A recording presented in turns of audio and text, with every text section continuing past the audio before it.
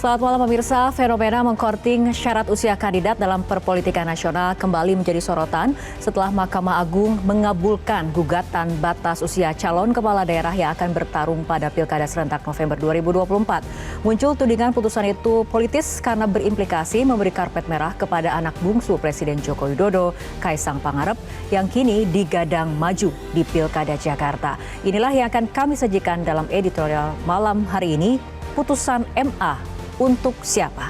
Bersama saya Fitri Mekatar.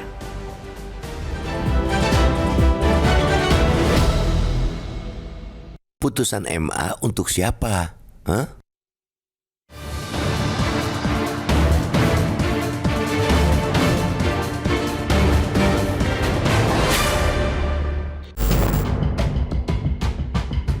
Trauma publik terhadap adanya upaya politisasi yudisial melalui putusan Mahkamah Konstitusi nomor 90/PUU-21 Romawi /2023 mengenai persyaratan batas usia calon presiden dan wakil presiden pada Pilpres 2024 lalu kini kembali terpantik. Pemantik trauma itu ialah putusan Mahkamah Agung yang mengabulkan uji materi peraturan KPU atau PKPU nomor 9/2020 perihal ketentuan syarat usia minimal calon kepala daerah yang dimohonkan oleh Ketua Umum Partai Garuda Ahmad Ridho Sabana dan kawan-kawan. Putusan itu mengubah tafsir bunyi pasal 4 ayat 1 PKPU nomor 9/2020 yang semula membatasi usia syarat calon gubernur, wakil gubernur 30 tahun dan 25 tahun bagi calon bupati, wakil bupati, wali kota, wakil wali kota sejak ditetapkan sebagai pasangan calon diubah menjadi sejak pelantikan pasangan calon terpilih. Kedua produk yudisial tersebut punya spirit dan pola yang boleh dikatakan persis sama, pun sama kontroversialnya. Bahkan ada yang menyebut putusan MA terbaru itu merupakan replikasi dari pengujian serupa lewat putusan MK saat Pilpres 2024. Kalau putusan MK mengakomodasi sang kakak, putusan MA memfasilitasi si adik. Putusan MK ketika itu menjadi golden ticket bagi Gibran Rakabuming Raka menjadi calon wakil presiden. Kini putusan MA juga diduga punya agenda yang senapas, yakni memberi karpet merah bagi Kaisang Pangarep. Putra bungsu Presiden Joko Widodo itu belakangan kian kencang digadang-gadang masuk bursa calon gubernur wakil gubernur DKI Jakarta. Amat disayangkan hukum kembali dijadikan akal-akalan. Celah aturan dimain-mainkan demi memenuhi kepentingan sekelompok pihak. Luka dari kontestasi pemilu 2024 lalu saja yang salah satunya disebabkan oleh putusan MK nomor 90 bagi sebagian orang belum sembuh benar. Alih-alih mengobati luka lama demi menyongsong Pilkada 2024 yang lebih fair dan demokratis, para punggawa hukum di MA malah menorehkan luka baru. Lebih disayangkan lagi, untuk tujuan kekuasaan jangka pendek itu, semangat dan prinsip demokrasi dicampakkan. Putusan MA itu seolah mengonfirmasi bahwa kemunduran demokrasi di Indonesia semakin nyata terjadi. Bahkan jika mencermati dinamika politik elektoral sepanjang 1-2 tahun terakhir, kemunduran demokrasi itu tak cuma selangkah, tapi berlangkah-langkah. Perlu kerja keras luar biasa untuk mengejar ke level demokrasi yang berkualitas. Syaratnya satu, jangan ada lagi akal-akalan politisasi hukum yang justru akan membuat demokrasi kian mati. Kini terkait dengan putusan MA, kuncinya ada di KPU. Apakah akan langsung menindaklanjutinya dengan mencabut pasal di PKPU terkait dengan batas usia calon kepala daerah atau tidak? Demi kemaslahatan publik dan demokrasi, pemberlakuan ketentuan itu hendaknya dilakukan pada pilkada berikut, bukan pilkada 2024. Itu tidak hanya akan menghindarkan pengadilan dari tuduhan cawe-cawe politik, tapi juga demi penerapan aturan yang adil pada proses pencalonan.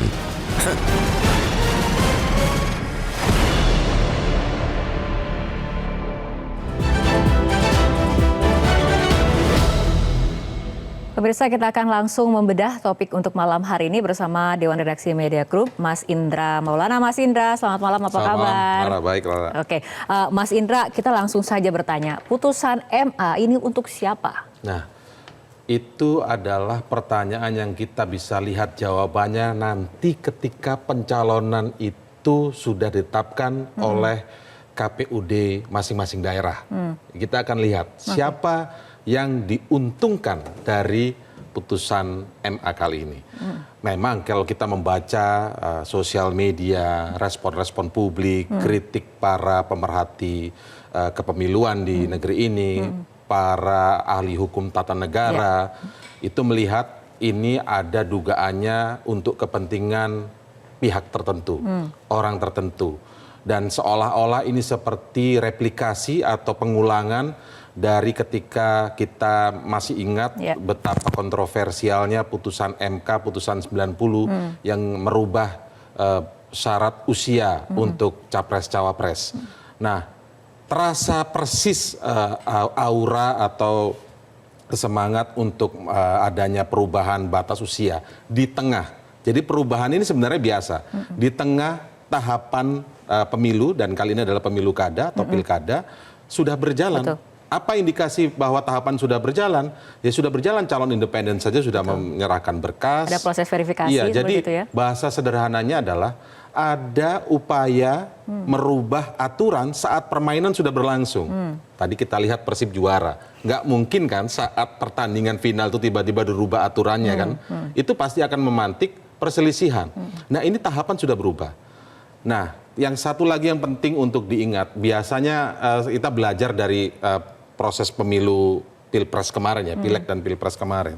Ketika ada perubahan batas usia dan kemudian begitu cepat diterjemahkan dan kita tahu siapa yang menggunakan perubahan aturan tentang usia capres-cawapres waktu itu kan.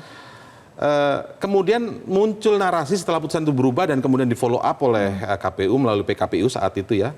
Muncul narasi-narasi, kenapa sih kok rasanya ada yang menentang kalau ada calon-calon pemimpin muda. Nah, kita lihat nih ke depan nih, apakah ada narasi-narasi itu juga nih? Jadi kita berharap kritik-kritik terhadap putusan MA yang sekarang ini itu jangan sampai kemudian dinarasikan nanti seolah-olah anti calon pemimpin muda. Itu adalah narasi yang misleading, narasi yang berusaha membelokkan masalah sebenarnya. Oke, baik Mas Indra, sebelum kita lanjutkan perbincangan, kita akan simak terlebih dahulu pernyataan dari Ferry Amsari, pengamat hukum tata negara berikut ini. Teman-teman partai yang mengajukan pengujian, termasuk teman-teman partai Garuda ya, akan selalu membicarakan bahwa ini untuk anak muda, seluruh anak muda Indonesia. Faktanya di putusan 90 hanya satu anak muda yang pakai itu, yaitu anak presiden. Kali ini di putusan Mahkamah Agung nomor 23 PHUM 2024, istilah yang sama itu dikeluarkan lagi bahwa ini peduli anak muda dan segala macam. Ini bukan peduli anak muda. Ini bicara anak muda yang ada di ruang dinasti yang diistimewakan. Dan saya yakin kalau bicara motif dan modus yang terjadi di putusan 90 di Mahkamah Konstitusi, modus dan motif yang sama juga akan terjadi di putusan 23 ini. Bahwa ini akan dipakai langsung dengan menyatakan bahwa putusan ini final and binding. Sehingga itu sebabnya dia akan digunakan untuk pilkada November nanti. Mas Indra, kenapa sih celah aturan kok masih terus dijadikan seolah barang mainan untuk kepentingan politik tertentu? Itu yang kita sedih sebenarnya, dan melalui forum ini kita menghimbau sebenarnya. Sudahilah proses dalam bernegara ini mental-mental yang mau mengubah aturan di tengah permainan untuk kepentingan jangka pendek, untuk kepentingan kekuasaan sesaat. Ini republik didirikan sudah sangat lama. Kita hampir selalu bicara Indonesia emas, Indonesia emas. Apakah mungkin dengan mental-mental mengatur seperti ini? Kita punya revolusi mental. Apa kabar revolusi mental? Nah kan akhirnya ini adalah mental-mental kita dalam mengelola bernegara, berbangsa yang jauh panggang dari api, dari keinginan kita. Tadi kita bicara di program sebelumnya soal Pancasila. Kembalilah ke Pancasila gitu loh. Jadi jangan merubah aturan di tengah permainan untuk kepentingan jangka pendek. Memang semua ini dugaan-dugaan. Semua itu masih pertanyaan. benar nggak seperti kata tadi Ferry Amsari ya, pakar hukum tata negara menyebutkan ini untuk kepentingan siapa? Apakah untuk kepentingan anak-anak muda atau anak muda spesifik khusus anaknya siapa gitu? Kita akan Tapi lihat. tidak ada salahnya memang memberikan kesempatan untuk anak muda. Memang tidak salah. Jadi poinnya bukan soal tidak memberikan kesempatan anak muda, ini soal aturan yang diubah saat tahap sedang berlangsung dan kita lihat nanti ini responnya KPUD apakah akan memberlakukan untuk pilkada saat ini.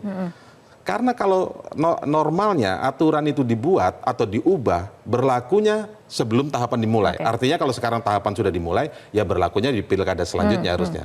Nah, secara detail tadi kan kalau kita lihat ya, sebenarnya apa yang menjadi persoalan di situ adalah ketika PKPU itu digugat ya, PKPU pasal 4 ayat 1 huruf D, PKPU 9 tahun 2020, yang digugatkan kata-kata ada soal usia cagup cawagup itu kan minimal 30 terhitung sejak pasangan calon ditetapkan. Itu yang digugatkan. Dan diubah Rara menjadi kata-kata ketika, jadi usia 30 itu ketika dilantik. Ada spesifik perubahan. Ada spesifik perubahan. Selain ada spesifik perubahan juga agak aneh. Syarat ini kan mengatur batas usia cagup, cawagup, cabub, cawabub, calon wali kota dan calon wakil wali kota. Kalau dilantik, apakah masih calon namanya? Artinya status sebagai calon seharusnya kan? ya. Apakah ini kemudian ketika dirubah dilantik, setelah dilantik berusia 30, ya berarti bukan calon. Kalau sudah dilantik kan berarti terpilih, bahkan dilantik kata-katanya kan. Ini agak juga aneh, di sini agak aneh juga. Asumsi publik juga seperti ini. Dan kemudian juga kita sedang menunggu bagaimana sebetulnya respon dari KPU terkait putusan MA ini. Nah, Mas Indra, kita akan bahas mengenai hal itu, tapi kita ikuti jeda berikut terlebih dahulu.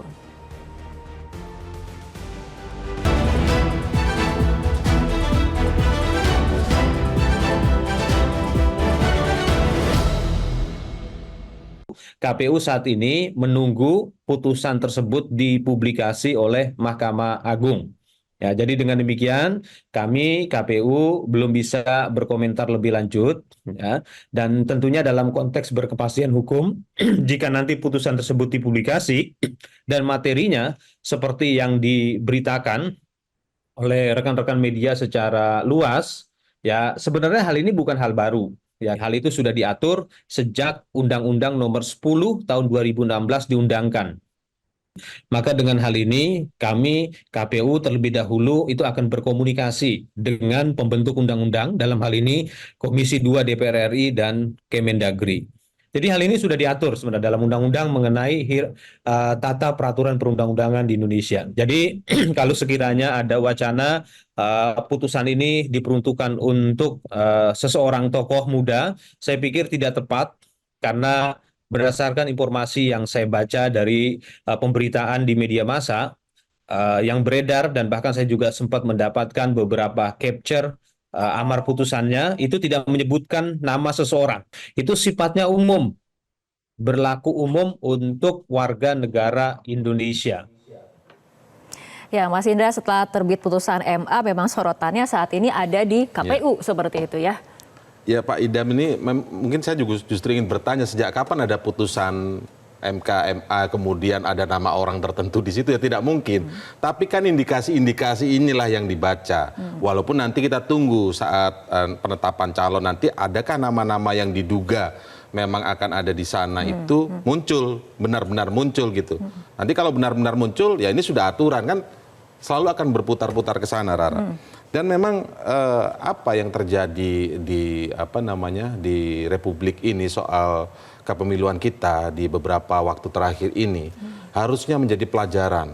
Kita ingat betul saat putusan MK ya tentang pemenang pemilu itu kan diingatkan ada beberapa evaluasi yang harus dari hakim-hakim yang dissenting opinion, ada 3 hakim mengingatkan ada yang harus dievaluasi dari kepemiluan kita. Belum lama itu disampaikan oleh 3 hakim yang dissenting opinion dan kita melihat hari ini ada seperti kepentingan yang seolah-olah akan ditampung, seolah-olah akan diuntungkan oleh kepentingan yang diubah itu. Semoga saja tidak. KPU tadi mengatakan masih menunggu putusan MA itu dipublikasikan. Ya, bukan soal keputusan itu dipublikasikan atau tidak, seharusnya yaitu akan diberlakukan setelah pemilu kada yang sekarang karena tahapan sudah berjalan. mungkin ada beberapa celah di pasal-pasal itu yang bisa kemudian mengatakan bisa segera diberlakukan. Bukan itu yang kita ingin lakukan dalam bernegara. Ya, kita jujur saja lah dalam hati. Kalau kita lihat pernyataan komisioner KPU tadi menyatakan apakah ini menguntungkan tokoh muda tertentu. Kata penyematan tokoh muda, ada sebuah penghormatan khusus kepada siapa? Justru kita bertanya, dia sedang bicara siapa? Gitu. Oke. Itu yang sebenarnya kita bertanyakan. Oke, baik. Mengenai putusan MA ini kan publik serasa dejavu seperti itu terhadap langkah putusan MK pada saat itu yang juga menjadi sorotan publik, dan kita sudah ketahui bersama bagaimana respon dari KPU pada saat itu. Nah, menurut Mas Indra, untuk putusan MA, apakah kemudian respon KPU akan sama mengikuti putusan MA ini diberlakukan di pilkada sekarang? Itu dia yang kita ingatkan kepada para komisioner, baik KPU maupun KPUD nanti, bahwa kita ingat ada pesan evaluasi segera soal kepemiluan kita ini. Itu tentu saja hakim-hakim MK yang dissenting opinion pada waktu itu bukan hanya bicara soal pilpres pileg, pasti semua kepemiluan kita tentang pilkada juga gitu. Ya kan kemudian publik juga akan mengais-ngais data gitu. Apa sih yang terjadi? Benarkah ini menguntungkan siapa? Ketika disebut tadi di editorial ada nama Kaesang misalnya, anak dari Presiden Jokowi. Kenapa apakah memang akan menguntungkan Kaesang? Setelah dilihat data, memang Kaesang kelahiran 25 Desember 1994. Pilkada akan dilakukan bulan November. Kalau kemudian penetapannya bahkan sebelum bulan November berarti, ya memang belum 30. Kan dugaan-dugaan publik akhirnya mengarah ke sana, mau tidak mau begitu loh. Nah, inilah yang harus dijawab oleh KPU supaya tidak ada dugaan-dugaan, buruk sangka, suudzon, maka aturan yang sebenarnya sudah dibuat ketika tahapan berjalan ini atau dibuat ketika tahapan berjalan ini supaya tidak ada buruk-buruk sangka ke sana dan bahwa kita berproses berdemokrasi secara benar, lakukan setelah atau terapkan itu setelah pilkada yang saat ini, jadi pilkada selanjutnya. Oke, Mas Indra, kita selanjutnya akan menyimak bagaimana sebetulnya yang ada di benak publik lewat jejak pendapat sederhana di media sosial, tapi kita ikuti jeda berikut terlebih dahulu.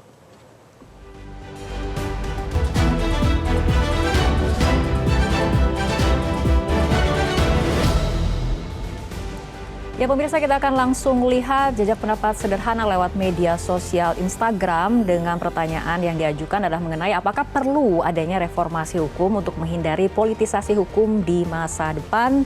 96% mengatakan ya, sangat perlu adanya reformasi hukum. Kita masih punya jejak pendapat sederhana dari media sosial X dengan pertanyaan yang sama.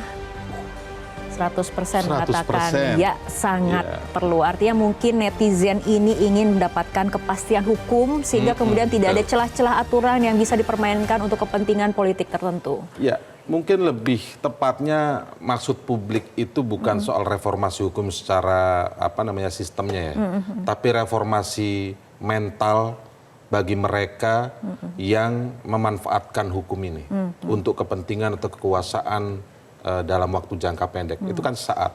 Ya ada orang bilang bisa 5 tahun, 10 tahun, 15 tahun, bisa anak, cucunya, dan kemudian lain sebagainya gitu ya. Tapi apapun itu tetap itu adalah kekuasaan sesaat. Karena Republik ini sudah berdiri begitu lama. Kita sudah bicara Indonesia emas, artinya 100 tahun Republik ini. Jangan dibawa mundur. Kalau kita bicara reformasi, ditegakkan saat sudah 26 tahun. Sayang sekali ini kita bawa mundur gitu. Ketika kita bicara aturan-aturan hukum secara detail, mungkin ada banyak celah argumen-argumen publik itu bisa kemudian dibantah oleh orang-orang yang punya kepentingan itu. Tetapi jujurlah dalam hati, apakah ini yang kita inginkan? Apakah ini yang kita inginkan untuk membawa Republik ini masuk pada Indonesia emas? Untuk kemudian memberikan ruang-ruang khusus kepada orang-orang yang punya kepentingan-kepentingan untuk melanggengkan kekuasaannya begitu.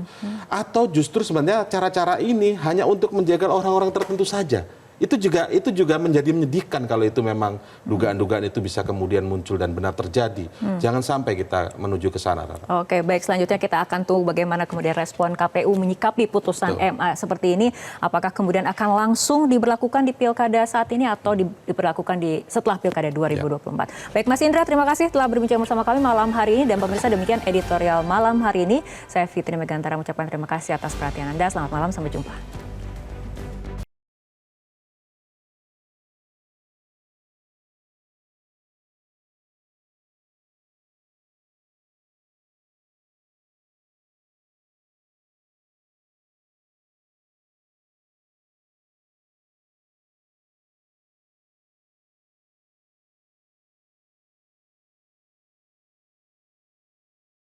Jelajahi cara baru mendapatkan informasi. Download Metro TV Extend sekarang.